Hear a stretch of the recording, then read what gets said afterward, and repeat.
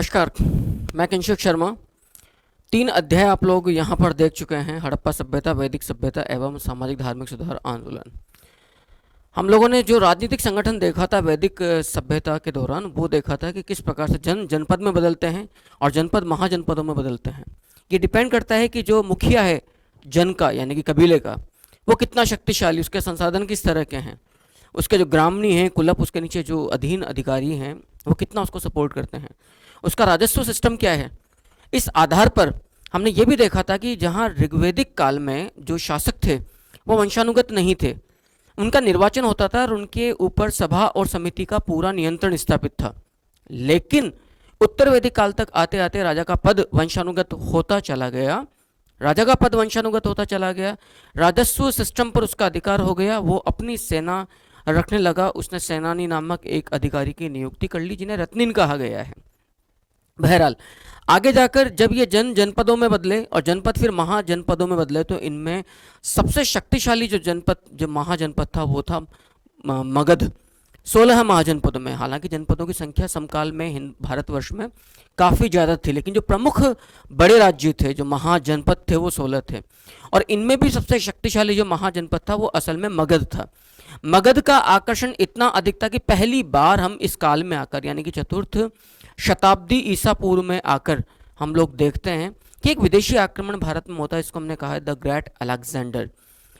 बड़े गलत फहमी के शिकार हैं हम। इसको कहते हैं विश्व विजेता। ये ऐसा विश्व विजेता था सिकंदर, जिसकी सेना की हिम्मत नहीं पड़ी कि वो भारत की नदियों को क्रॉस करके भारतवर्ष के अंदर प्रविष्ट कर पाता। लेकिन सिकंदर के इस आक्रमण ने भारत को बहुत कुछ समझा दिया, भारत को बहुत कुछ दिखा दिया, बहुत अच्छे अनुभव दिए। भारतवर्ष को ये दिखा दिया कि उत्तर पश्चिमी सीमांत की जो आपकी सीमाएं हैं वो सुरक्षित नहीं है, और यदि आपने उन पर प्रॉपर ध्यान नहीं दिया तो पक्की बात है कि आप लंबे समय तक इस देश के ऊपर ध्यान नहीं दे पाओगे। तो आज मैं सिकंदर के आक्रमण से आरंभ करूंगा और मौर्य साम्राज्य को लेकर आपके सामने चल रहा हूँ। आइएगा, देखिएगा। सबसे पहले अपना जो तरीका है एक नक्शे के द्वारा चीज़ों को समझने का, सबसे पहले हम उसे देख लेते हैं। देखिएगा, यदि हम यहाँ पर मैप की बात करें तो अपने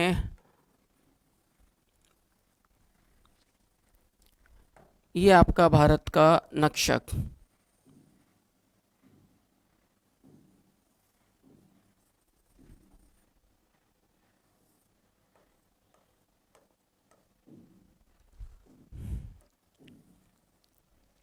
ये अपना सिलोन,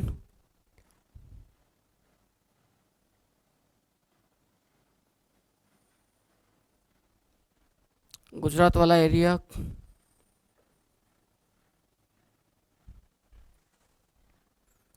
और ये आपकी जो नदियां हैं उन्हें आप लोग देख लीजिए।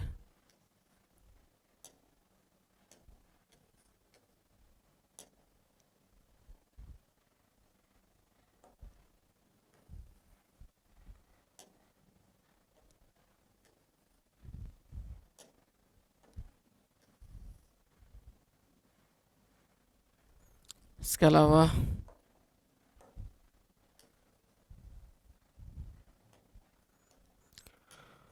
ये तमाम प्रदेश आपके सामने हैं, राइट। देखिएगा, इस पूरे एरिया की यदि हम बात करें तो आपको यहाँ पर देखना होगा कि हम जिस दौर की बात कर रहे हैं वो है भारत का 4th शताब्दी सेंचुरी BC, 4th शताब्दी ईसा पूर्व का। तो 4th शताब्दी ईसा पूर्व की हम बात कर रहे हैं, और आप जानते हैं कि ये है अपने बे ऑफ बंगाल, यानी कि बंगाल की खाड़ी, और ये जो पूरा एरिया है आपका ये है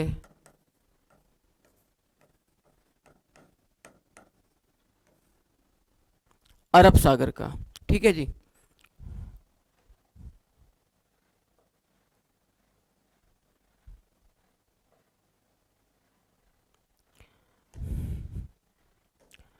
अब आप यदि यहाँ पर इस एरिया को देखें तो आप इसको एक बात को और समझ लीजिएगा, इस एरिया को आप थोड़ा फोकस करिएगा। आप समझ लीजिएगा कि यहाँ पर आपके सामने एक राजमहल है।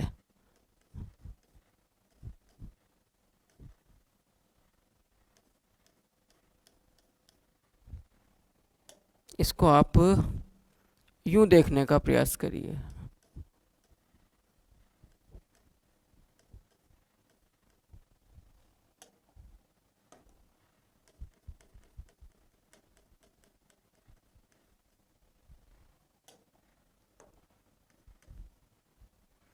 ये जो एरिया है ये है आपका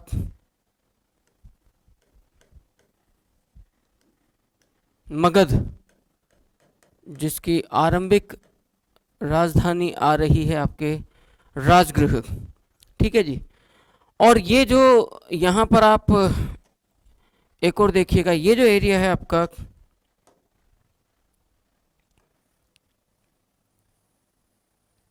यह है आपका उत्तरापथ। उत्तरापथ जिसका एक हिस्सा आपका सिल्क रूट बनाता है। ये पूरा का पूरा एरिया है आपका चाइना। ये आपके नेपाल की तरह ही आ जाती है। ठीक है जी। और ये जो एरिया है आपका, ये है यहाँ पर आपका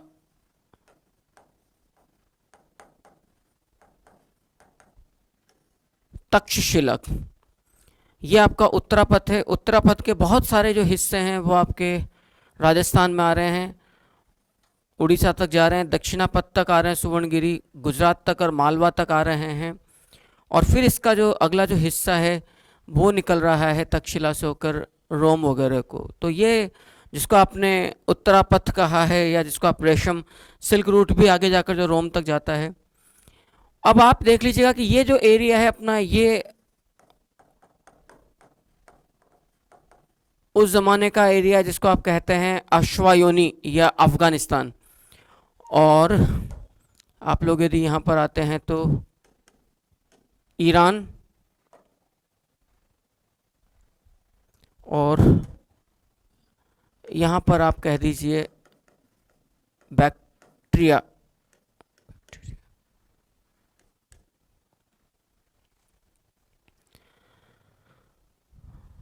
ये आपके मगध वाला एरिया यानी कि बिहार वाला एरिया, ये आपका गुजरात वाला एरिया हो गया है, और ये आपके सिंधु रिवर हो गई है। यहीं पर आप लोग यूं समझ लीजिए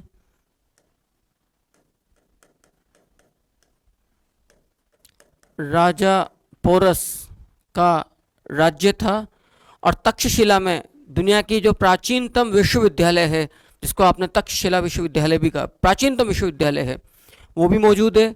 और तक्षशिला में इस ज़माने में जिस शासक का शासन था वो था आम्भी। आम्भी जिसको हम भारत का प्रथम राजद्रोही या राष्ट्रद्रोही भी कह सकते हैं, राष्ट्रद्रोही कहना ज़्यादा उचित शब्द होगा। भारतवर्ष का प्रथम ज्ञात राष्ट्रद्रोही जिसने एक विदेशी आक्रमणकारी का भारतीयों का साथ छोड़कर साथ दिया था, एक विदेशी आक्रमणकारी सिकंदर का। तो जिस ज़माने की हम बात कर रहे हैं, उस समय मगध या राजगृह के अंदर जिस राजवंश की स्थापना है वो है नंद राजवंश। याद रखना, नंद राजवंश।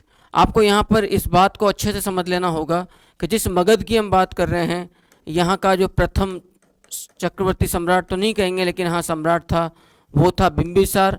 और बिंबिसार के बाद जो शासक आया था उसका पुत्रहंता मतलब पितृहंता, जो गद्दी पर बैठा उसका उत्तराधिकारी या पुत्र, वो था अजातशत्रु। और इन लोगों ने नंद राजवंश तो खैर बाद में आया है। इसके बाद तो यहाँ पर काफ़ी सारे वंश, कालाशोक वगैरह काफ़ी लोग यहाँ पर आए मगध के अंदर। मगध को सबसे बड़ा फायदा ये था कि सोन, गंडक, गंगा नदियों से आप घिरे हुए हैं, तो आपका प्राकृतिक संसाधन, लोहे की खानें और वनों की उपलब्धता है। तीन तरफ से आप नदियों से घिरे हुए हैं, वनों से घिरे हुए हैं, तो आप सुरक्षित थे। लोहे की खदानें यहाँ से मिली तो आपको मतलब आप हथियार अच्छे बना सकते थे लोहे के। जंगलात काफ़ी हैं, आसपास का जो फॉरेस्ट एरिया है वहाँ से आपको हाथी मिले जिनका आप सेना में लड़ाकू उपकरणों के रूप में प्रयोग कर सकते थे। कुल मिलाकर मगध की स्थिति उत्तरोत्तर शक्तिशाली होती चली गई और उसने अपने आसपास के जितने भी गणराज्य थे, चाहे वो लिच्छवी हो या जो राजतंत्र थे, इवन अवंती तक, अवंती गुजरात से ऊपर का जो मालवा वाला एरिया है, यहाँ तक के धावे मारे इन्होंने। कौशल को नहीं छोड़ा, इन्होंने काशी को नहीं छोड़ा, और इन सभी राज्यों को भयाक्रांत करते हुए मगध अपनी स्थिति को उत्तरोत्तर उत्तरोत्तर शक्तिशाली बनाता चला गया। और यहाँ पर फिर नंद राजवंश का शासन आया था। लेकिन आप समझ सकते हैं कि मगध का जो विकास हुआ वो जिस शासक के काल से हो रहा है वो आता है अपना बिंबिसार और अजातशत्रु। इस बात को आपको अच्छे से समझना होगा। आगे जाकर इनकी जो राजधानी है उदयन के द्वारा वो बनाई गई थी, याद रखिएगा, पाटलिपुत्र। पाटलिपुत्र को राजधानी स्थापित किया गया और पाटलिपुत्र को पाली भाषा मतलब यूनानी भाषा में या यूनानी इतिहासकारों के द्वारा यह भी याद रखना होगा बोला गया पोलीब्रोथा। पोलीब्रोथा भी इनको बोला गया है। तो पाटलिपुत्र को उदयन के द्वारा राजधानी स्थापित की गई है। मगध की पहली राजधानी गिरिव्रज आती है, लेकिन उसके बाद पाटलिपुत्र जो वर्तमान में पटना कहलाता है। अब जिस काल की हम बात कर रहे हैं उस जमाने में उत्तर पश्चिमी सीमांत, ये भी याद रखना पड़ेगा कि जो प्रथम अंतर्राष्ट्रीय जो राजमार्ग है वो उत्तर पश्चिम सीमांत में भारत के अंदर ही स्थापित है। यहाँ पर 5 दर्रे थे। यदि आप भारत की भौगोलिक सीमाओं की बात करें तो जो नॉर्थ वेस्ट प्रोविंस फ्रंट है, यानी कि जो आप भारत का आप यहाँ पर मोटे तौर पर कह सकते हैं NWPF, NWPF का मतलब क्या, नॉर्दर्न वेस्टर्न प्रोविंस फ्रंटियर, यानी कि उत्तर पश्चिमी सीमांत प्रांत, उत्तर पश्चिमी सीमांत प्रांत। तो इस पूरे एरिया के अंदर कुछ इस तरह की कमियां थी, कुछ इस प्रकार की नदियां, दर्रे, घाटियां जहां से विदेशी आक्रांताओं के लिए आना बड़ा आसान है। तो ये जो बात है ये बात चल रही है आपके 326 ईसा पूर्व की, और इसी एरिया को काम में लेते हुए आप समझ लीजिएगा बैक्टीरिया नॉट बैक्टीरिया से होकर एक विदेशी आक्रमणकारी भारत में आता है और उसका नाम था, गलती से आप उसे कहते हैं दी ग्रेट अलेक्जेंडर,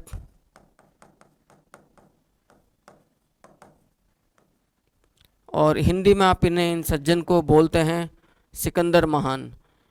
इस देश की सबसे बड़ी समस्या यही है, हर चीज़ को इन्होंने महानता की श्रेणी में लाया है सिवाय स्थानीय भारतीय लोगों को छोड़कर। बाकी दुनिया में इन तमाम पढ़े लिखे जो लोग हैं, इनको जो आजकल के आधुनिक इतिहासकार भी हैं बड़े अंग्रेजी के, उन्हें मतलब यहाँ के लोगों में इतनी महानता नज़र नहीं आई, बाहर के लोगों में, चाहे वो अपनी लंगोट या दुम दबाकर यहाँ से भागे हों।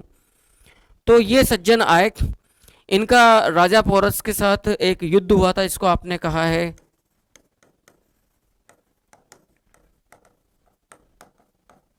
हाइडेस्पीज युद्ध।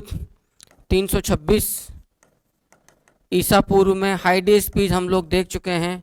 झेलम नदी को भी बोला गया है, यूनानी भाषा में जो हाइडेस्पीज है वो झेलम नदी को बोला गया है। तो झेलम नदी किनारे राजा पोरस के साथ हाइडेस्पीज का युद्ध हुआ। सच्ची बात ये कि अब ऐतिहासिक तौर पर तो ये बात विदेशी इतिहासकारों के द्वारा लिख दी गई है कि इस युद्ध में सिकंदर जीता है, लेकिन सही बात कहानियाँ कुछ और भी हैं। लेकिन अब चूंकि हम ज़्यादा ज्ञान यहाँ पर आप लोगों को देने का प्रयास नहीं करेंगे, पोरस को बंदी बनाया गया और इस हाइडेस्पीज के युद्ध में आम्भी, जबकि आपको मालूम होना चाहिए कि आम्भी और पोरस दोनों मित्र थे और दोनों तक्षशिला में चाणक्य के शिष्य रह चुके हैं। दोनों ने तक्षशिला विश्वविद्यालय के अंदर, which was the oldest university in the entire world, entire दुनिया का जो प्राचीनतम विश्वविद्यालय है वो है तक्षशिला विश्वविद्यालय। और यह भी आपको याद रखना है कि जो तक्षशिला है उसका संबंध राजा तक्ष से है, और राजा तक्ष कौन है, श्री राम के छोटे पुत्र, याद रखिएगा। राजा तक्ष असल में कौन है, श्री राम के, यह भी याद रखना है, श्री राम के छोटे पुत्र, छोटे भाई भरत के पुत्र तक्ष, और तक्ष के नाम पर इस शहर का नामकरण हुआ है तक्षशिला, जहाँ पर दुनिया का प्राचीनतम विश्वविद्यालय भी मौजूद था। यह भी आप लोगों को बहुत अच्छे से समझ लेना है, ठीक है जी। तो यहाँ पर ये जो युद्ध लड़ा गया जिसको आपने कहा है हाइडेस्पीज नदी का युद्ध, हाइडेस्पीज नदी जिसको झेलम नदी भी कहा है, इसमें पोरस की हार हुई, सिकंदर जीता। आम्भी ने किसका साथ दिया, सिकंदर का साथ दिया। सिकंदर का जो प्रसिद्ध जो घोड़ा था वो आप लोगों को मालूम होना चाहिए, बुकाफेल या बुकाफेला। इसके नाम पर एक नगर का भी निर्माण किया गया था यहाँ पर। सिकंदर रहा, उसने यहाँ के प्रदेशों को, जो इस एरिया में जो प्रदेश थे, छोटे मोटे जो गणराज्य थे, योधे, मालव, आश्वायन वगैरह, उनको जीता। यद्यपि इन छोटे छोटे गणराज्यों ने शक्तिशाली तरीके से संघर्ष किया, बहुत अच्छे अदम्य साहस का परिचय देते हुए संघर्ष किया सिकंदर के साथ। और सिकंदर को यह भी एहसास हो गया कि छोटे छोटे गणराज्यों की ताकत इतनी है, ये इतने निर्भीक दुर्जय दुर्दोष योद्धा हैं भारतवर्ष के, तो हिंदुस्तान के अंदर असली ताकत क्या होगी। सिकंदर का तो दिमाग को हमें नहीं पता, लेकिन सिकंदर के जो सोल्जर्स थी, जो सिकंदर की जो आर्मी थी, वो खौफ खा गई इन लोगों के क्या कहना चाहिए, शौर्य पराक्रम को देखकर। और उन्होंने फिर सिकंदर से साफ मना कर दिया कि हम आगे नहीं बढ़ सकते हैं, हमारी कोई इच्छा नहीं है। क्योंकि सिकंदर के जो सेनापति थे, जो यूनानी इतिहासकार थे, उन लोगों ने कहा है कि यहाँ का जो शासक था धनानंद, उसके पास उस जमाने में 6 लाख सेना थी। अब आप लोग अंदाजा लगा लीजिए, आज के दौर में पाकिस्तान की कुल जो सेना है वो 6 लाख है। भारतवर्ष के अंदर 16 महाजनपद थे, 16 तो बड़े राज्य थे, उनमें से मात्र एक की सेना 6 लाख थी। और इस बात को हम नहीं बोल रहे हैं, खुद यूनानी इतिहासकार जो ग्रीक हिस्टोरियंस है वो इस बात को डिस्क्राइब कर रहे हैं। तो आप यहाँ पर एक अंदाजा लगा सकते हैं, एक अनुमान भर आप लगा सकते हैं यहाँ पर बहुत अच्छे से कि फिर हालात क्या रहे होंगे। 6 लाख की सेना धनानंद की, और जुम्मा जुम्मा खींचकर सिकंदर की सेना थी 40,000 से लेकर 50,000। तो उनको लगा सिकंदर के सैनिकों को कि ये पक्की बात है, गंगा नदी में डुबो डुबो के मारेंगे, तो बेटर है, इन सब चीज़ों से ज़्यादा अच्छा है कि हम स्केप कर जाएं यहाँ से। अंत में ये लोग 323-24 जो ईसा पूर्व था वो यहाँ से निकल गए, सिकंदर की आगे जाकर मौत हो गई वो। तो ये एक विदेशी आक्रमण हुआ चतुर्थ शताब्दी ईसा पूर्व में। इसी दौर में यहाँ पर एक घटना और घटती है, यह भी आप लोगों को बहुत अच्छे से समझ लेना है। जो आचार्य थे तक्षशिला विश्वविद्यालय के, जिनका नाम था विष्णुगुप्त या चाणक्य, कौटिल्य, वो मगध की राजधानी के अंदर एक यज्ञ का आयोजन किया गया था धनानंद का, आप लोगों को मालूम होगा, वंशजों के द्वारा आगे जाकर। और फिर वो वहाँ पहुँचे, छोटी सी कहानी सब लोगों को मालूम होगी। वहाँ पर चाणक्य का अपमान हुआ और चाणक्य कसम खाकर आए, वहाँ से निकल कर आए कि मैं आपके वंश का समूल नाश करूँगा। इस बात लोगों को, आप लोगों को बहुत अच्छे से मालूम है, ठीक है जी। तो धनानंद के द्वारा जो ये यज्ञ का आयोजन किया गया था और अपमान किया गया था धनानंद के द्वारा चाणक्य का, इसी बीच सिकंदर का आक्रमण होना करना। यद्यपि कुछ इतिहासकार तो बोलते हैं कि जो सैंड्रोकॉट्स था, यानी कि जो चंद्रगुप्त मौर्य था, उसकी मुलाकात हुई थी सिकंदर के साथ। लेकिन एक बड़ा आश्चर्य है, एक बड़ा रहस्य वाली बात है, मतलब भारतीय इतिहास के इस दौर की, कि जहाँ पर तमाम लोगों ने बड़ा महत्व दिया है, ग्रीक हिस्टोरियंस और पोइट्स ने, जो कोर्ट जो हिस्टोरियंस थे, कि जनाब सिकंदर का आक्रमण यहाँ पर हुआ था। आपको सुनकर आश्चर्य होगा, किसी भी इंडियन लिटरेचर में, किसी भी भारतीय साहित्य में सिकंदर के आक्रमण का कोई उल्लेख, कोई जिक्र मात्र तक नहीं है। यानी कि सिकंदर के आक्रमण का कोई विशेष सिग्निफिकेंस या महत्व नहीं था भारतीय जितने भी नरेटर्स थे या राइटर्स थे उनके नज़र में। ये हम लोग थे जिन्होंने बड़ा चढ़ाकर इतना पेश किया है। और आप विडंबना देखिए, प्राचीन भारत का सारा कालानुक्रम इस सिकंदर के आक्रमण की तिथि पर आधारित किया है ब्रिटिश हिस्टोरियंस ने, और हम उसी लेगेसी को, उसी कचरे को आज तक ढोते आ रहे हैं। हमारी सबसे बड़ी विडंबना इस बात को लेकर है। तो लेकिन ठीक है, सिकंदर के आक्रमण का विशेष महत्व नहीं दिया, किसी भी भारतीय साहित्यिक स्रोत में सिकंदर के आक्रमण का कोई उल्लेख नहीं मिलता। बहरहाल जो भी है, इधर सिकंदर के आक्रमण का होना, उधर चाणक्य का पाटलिपुत्रा में अपमान होना, वापस जाना ये कसम खाकर कि हे धनानंद, जब तक मैं तेरे वंश का समूल नाश नहीं कर दूंगा अपनी शिखा नहीं बांधूंगा, और वक्त बतलाएगा कि मैं सही था या तेरी ताकत का घमंड तेरे को देखना है, अब गर्दन किसकी झुकनी है। और फाइनली वही हुआ। कहते हैं कि चाणक्य ने ये सब तमाम चीज़ें जो काफ़ी पहले घटित हो चुकी थी, अपमान वाली बात तो खैर चाणक्य ने एक बच्चे को, चंद्रगुप्त मौर्य को दीक्षित किया, शिक्षित किया। इसी बीच सिकंदर का आक्रमण हुआ।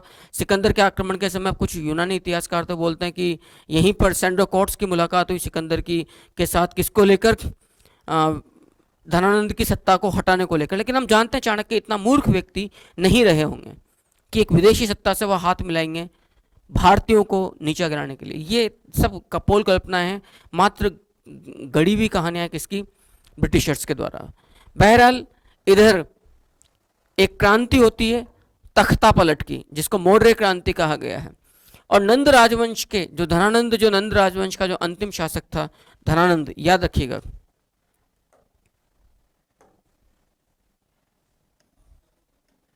उसकी हत्या करके फिर गद्दी पर आता है कौन सा राजवंश, मौर्य राजवंश, जिसका संस्थापक था, याद रखिएगा,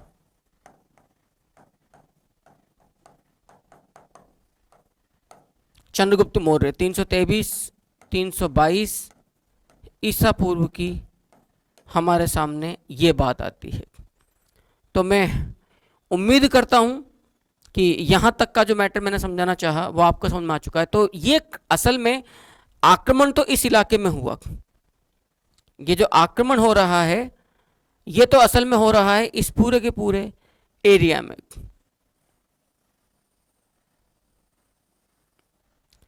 और ये आक्रमण यहां से हो रहा है, लेकिन इसका जो प्रभाव पड़ा, ये प्रभाव पड़ा सीधा का सीधा प्रभाव आया मगध तक।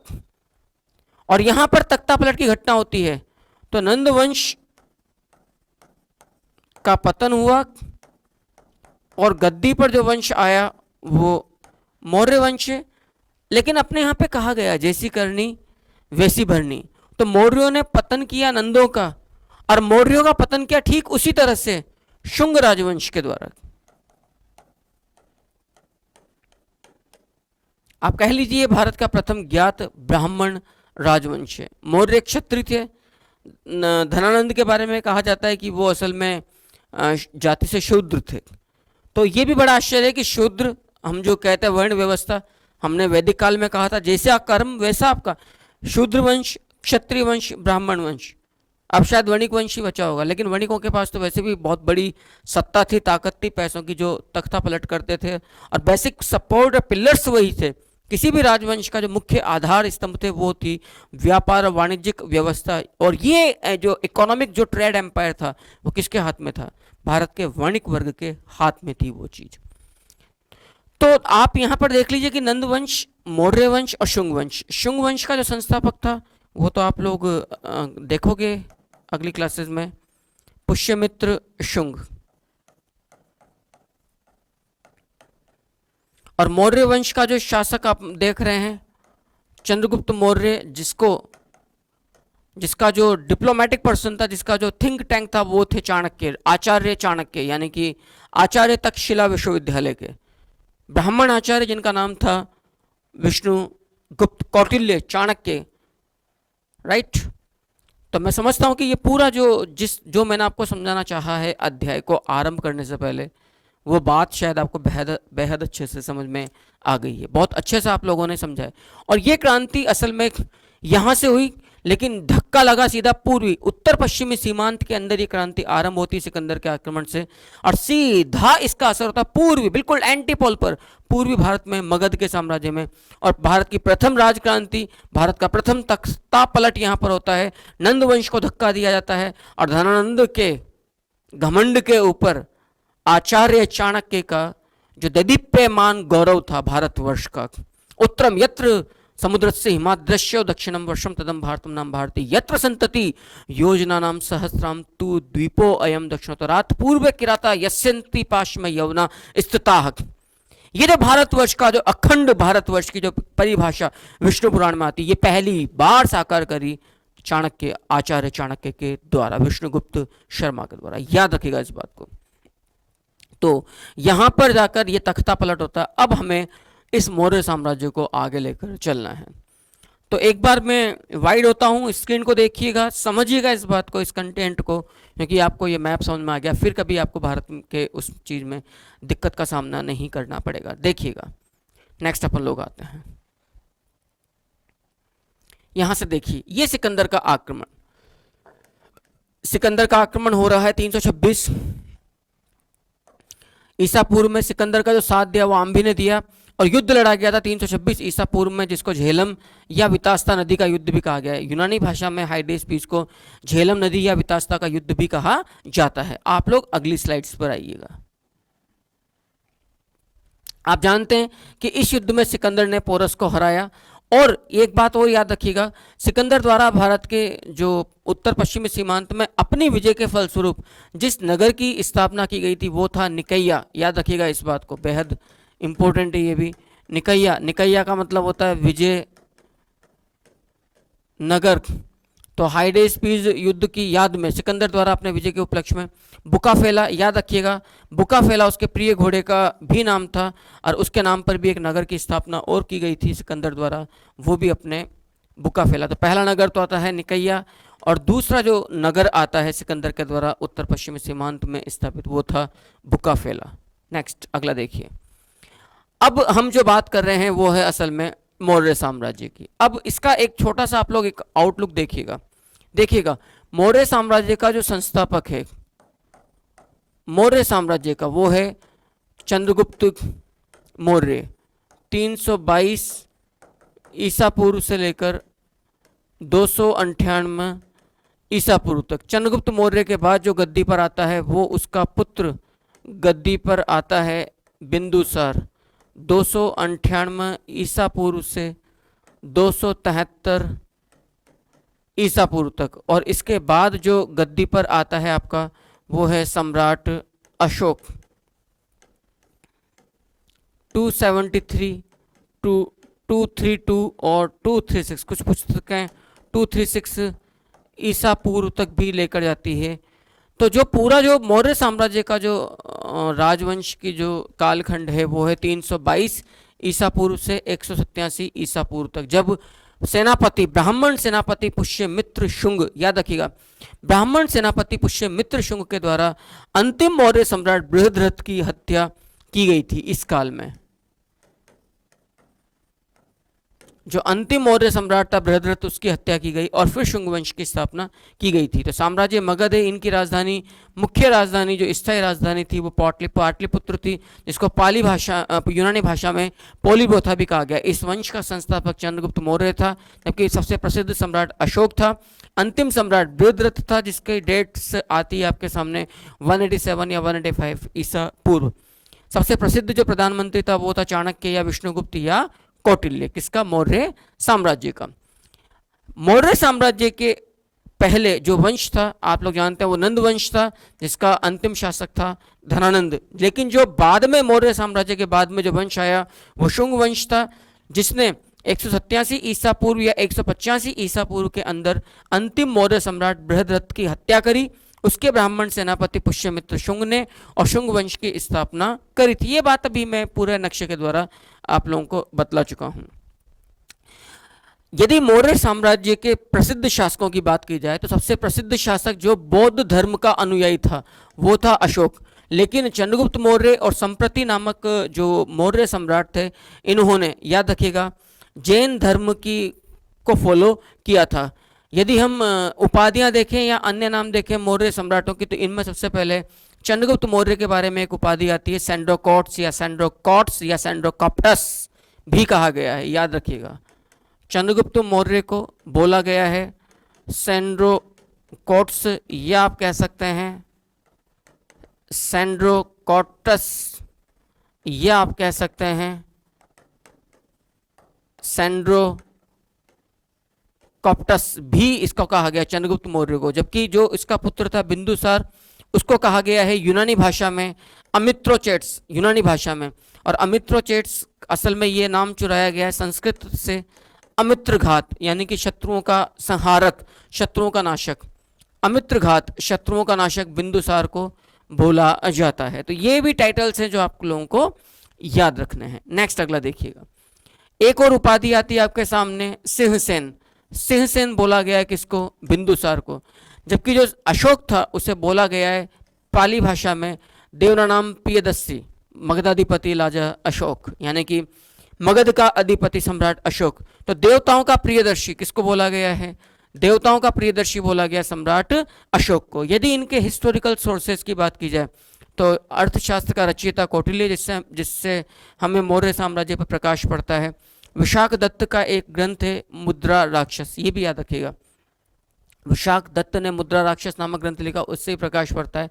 और जो सेल्यूकस निकेटर था, उसका जो राजदूत था मेगास्थनीज, उसने किताब लिखी थी इंडिका, याद रखिएगा, जो वर्तमान में उपलब्ध नहीं है। कुछ ग्रंथ हैं, एक ग्रंथ है विष्णु पुराण, विष्णु पुराण से भी हमें जानकारी प्राप्त होती है मौर्य साम्राज्य पर। नेक्स्ट अगला देखिए, चंद्रगुप्त मौर्य। ये एक चार्ट जो मैंने बताया था आपको, चंद्रगुप्त मौर्य का शासनकाल था 322 ईसा पूर्व से 298 ईसा पूर्व तक।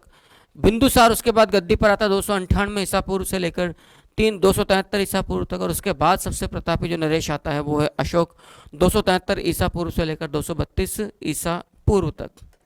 अगला देखिएगा, चंद्रगुप्त मौर्य के बारे में बात की जाए। चंद्रगुप्त मौर्य का शासनकाल क्या था, चंद्रगुप्त मौर्य ने अपने जीवन में क्या क्या घटनाएं घटी, इस बात को देखिएगा।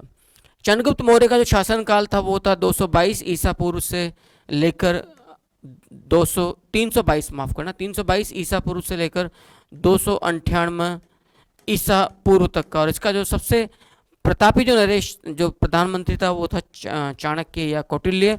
इसके यदि आप अन्य नाम की बात करें चंद्रगुप्त मौर्य के, तो यूनानी भाषा में इस व्यक्ति को बोला गया है सैंड्रोकोट्स। एक प्रश्न है, चंद्रगुप्त मौर्य के लिए वृषल, वृषल का मतलब होता है निम्नकुलीय, शब्द का प्रयोग किस में किया गया है, तो ये किया गया है मुद्रा राक्षस के ग्रंथ, मुद्रा राक्षस नामक ग्रंथ जो लिखा गया है विशाख दत्त के द्वारा।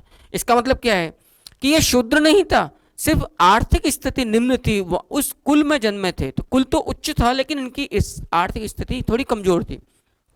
जब एक तरह का वाद विवाद हुआ था चाणक्य और धनानंद के बीच में, और धनानंद को चेतावनी दी गई थी चाणक्य के द्वारा कि मैं आपके समूल राजवंश का अंत करूंगा, उसके बाद देखा जाएगा। तो संभवतया उस स्थिति को कि बाद में चाणक्य ने इस एक बच्चे को, गरीब बच्चे को गोद लिया, एक तरह से उससे दीक्षित किया, अस्त्र शस्त्र और विद्यानुरागी बनाया, और उसे फिर इस योग्य बनाया कि वो एक देश का शासन बागडोर संभाल सके। तो जो उनकी आर्थिक स्थिति थी चंद्रगुप्त मौर्य की, उसके लिए विशाख दत्त ने अपने ग्रंथ मुद्रा राक्षस में चंद्रगुप्त मौर्य के लिए शब्द का प्रयोग किया है वृषल। एक बात और, एक यूनानी जो साहित्यकार था जो कि प्लूटार्क, उसने एक बहुत बड़ी बात लिखी चंद्रगुप्त मौर्य के लिए। क्या लिखा है कि उसने 6 लाख की सेना सहित पूरे भारत को रौंद दिया था। ये बात मैंने भी कही थी। तो ये प्रश्न भी आता है कि किसने इस बात का वर्णन किया था, और यही सेना 6 लाख धनानंद के बारे में भी आती है, याद रखिएगा इस बात को। और प्लूटार्क ने चंद्रगुप्त मौर्य के लिए भी लिखा है कि 6 लाख की सेना सहित पूरे हिंदुस्तान को रौंद दिया था, प्लूटार्क ने लिखा है। तो आप अंदाजा लगा सकते हैं कि ये शासक असल में कितना शक्तिशाली रहा होगा। आगे देखिएगा, और चंद्रगुप्त की सेना को डाकुओं का गिरोह, ये भी याद रखना, डाकुओं का गिरोह बोला है किसने, जस्टिन ने। तो अब आप अंदाजा लगा सकते हैं कि जब प्लूटार्क कह रहा है कि चंद्रगुप्त मौर्य की कुल सेना 6 लाख थी, तो पक्की बात है डाकुओं के रूप में ही है, जो कि धावे बोल रही है, लूट मार मचा रही है और अपने मन के मुताबिक चीज़ों को लूट कर निकल रही है। आगे देखिएगा, तो मैं आपको यहाँ से मैटर समझा देता हूँ बहुत अच्छे से। देखिएगा, असल में चंद्रगुप्त मौर्य की बात की जाए तो इसका शासनकाल है 323 ईसा पूर्व से लेकर, आप चल सकते हैं, कुछ पुस्तकें 322 बोलती हैं, अपन ने भी 322 ही लिया हुआ है, ठीक है ना। तो 323 कर दीजिए इसको, 322 ईसा पूर्व से लेकर 298 ईसा पूर्व तक। इसका जो यूनानी नाम हमारे सामने आता है वो आता है सैंड्रोकोट्स। इसको राजा बनाने में जिसका सबसे बड़ा योगदान था वो सज्जन थे चाणक्य, ये भी आपको याद रखना है। चाणक्य, सबसे बड़ा योगदान था चाणक्य का इसको शासक बनाने में।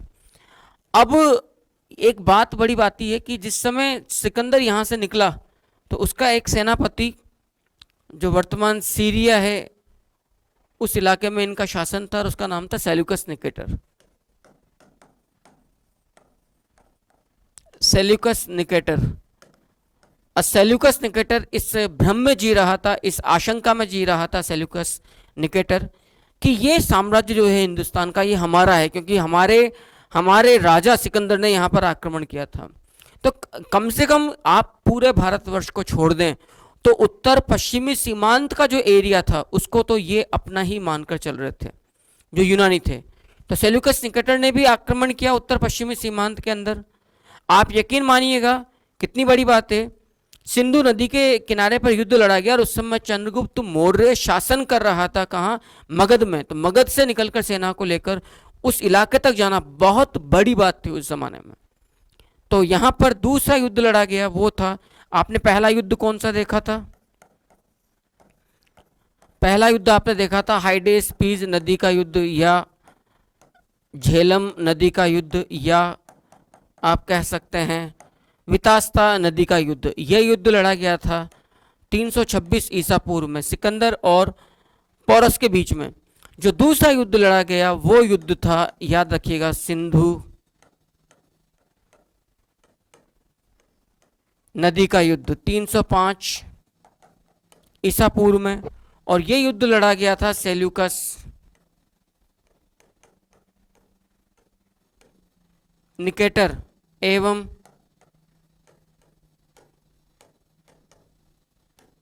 चंद्रगुप्त मौर्य के बीच में, राइट। तो आप यहां पर यह बात समझने का प्रयास करिएगा कि सेल्यूकस निकेटर को चंद्रगुप्त मौर्य ने परास्त किया इस युद्ध में, और सेल्यूकस निकेटर को अपना एक राजदूत आगे जाकर भेजना पड़ा था जिसका नाम था मेगस्थनीज। पाटलिपुत्र के मौर्य दरबार में, पाटलिपुत्र के राज दरबार में, भारतवर्ष में इस राजदूत को बनाकर भेजना पड़ा जिसने आगे जाकर एक प्रसिद्ध अपनी रचना या पुस्तक लिखी थी जिसका नाम मिलता है हमें इंडिका। तो इंडिका ने यह ग्रंथ लिखा, इंडिका नामक ग्रंथ लिखा मेगस्थनीज ने। सेल्यूकस निकेटर ने अपनी पुत्री हेलेन का विवाह किया किसके साथ? चंद्रगुप्त मौर्य के साथ। बदले में चंद्रगुप्त मौर्य ने 500 हाथी दिए थे किसे? सम्राट, मतलब सेल्यूकस निकेटर को, सम्राट चंद्रगुप्त मौर्य के द्वारा। कालांतर में कहते हैं कि जब ये सारे काम हो गए कर गए, इसने फिर एक झील का निर्माण करवाया था चंद्रगुप्त मौर्य ने। उस झील का नाम हमें मिलता है सुदर्शन झील। सौराष्ट्र गुजरात के अंदर सिंचाई राहत कार्यों के तहत, सिंचाई के समय अकाल राहत कार्यों के तहत इसका निर्माण करवाया था। बाद में कहते हैं इसके जीवन के अंतिम वर्ष 12 वर्ष में अकाल पड़ा, और अकाल के दौरान इसने जैन धर्म स्वीकार कर लिया था। तो आगे देखिएगा, जो जैन धर्म स्वीकार किया चंद्रगुप्त मौर्य ने, वो दीक्षा दी थी, जिस जैन आचार्य ने वो दीक्षा दी थी भद्रबाहु ने। तो भद्रबाहु ने चंद्रगुप्त मौर्य को कौन से धर्म की दीक्षा दी? जैन धर्म की दीक्षा प्रदान की थी। एवं जो मैंने भी कहा कि किस मौर्य नरेश के काल में 12 वर्षों तक मगध में अकाल पड़ा था, वो शासक था आपका चंद्रगुप्त मौर्य, राइट। आगे देखिए, ये भी देख लीजिए, 305 ईसा पूर्व में युद्ध लड़ा गया सिंधु नदी का, और चंद्रगुप्त ने बेबीलोन और बैक्ट्रियाई यूनानी नरेश, सेनापति कहना ज्यादा उचित रहेगा, हालांकि प्रांतपति तो था ही सही, सेल्यूकस निकेटर को परास्त किया, और सेल्यूकस ने अपनी पुत्री हेलेना का विवाह चंद्रगुप्त मौर्य से कर दिया था। आपको यहां पर यह भी याद रखना पड़ेगा कि लगभग पूरा अफगानिस्तान एरिया, पेरिपोनिस डाई, राइट, ये आप समझ लीजिएगा, ईरान का बहुत बड़ा हिस्सा, ईरान का जेड्रोसिया बहुत बड़ा हिस्सा, और लगभग अफगानिस्तान दहेज में सेल्यूकस निकेटर के द्वारा दिया गया था किसको? हेलेन का विवाह जब उसने इस सिंधु नदी युद्ध को परास्त करने के बाद जब हेलेन की शादी करी चंद्रगुप्त मौर्य से, तो चंद्रगुप्त मौर्य से विवाह के दौरान ये 4 प्रांत दिए गए थे, पेरिपोनिस डाई, जेड्रोसिया। तो इसमें लगभग अफगानिस्तान का एरिया आ गया, ईरान का एरिया आ गया। तो दहेज में इतना बड़ा हिस्सा मिला, लड़की मिली, और एक राजदूत जिसका नाम हमें प्राप्त होता है, वो राजदूत है कौन सा? मेगस्थनीज, जिसने पुस्तक लिखी थी कौन सी? मौर्य दरबार में रहकर, इंडिका, याद रखिएगा इस चीज को। तो वो सौंपी गई थी किसे? मतलब इंडिका हेलन तो सौंपी गई थी, किसे, चंद्रगुप्त मौर्य को, शादी हुई। मेगास्थनीज चंद्रगुप्त मौर्य के दरबार में रहा, पुस्तक लिखी उसने इंडिका, जिसमें पाटलिपुत्र के नगर प्रशासन का हमें उल्लेख प्राप्त होता है।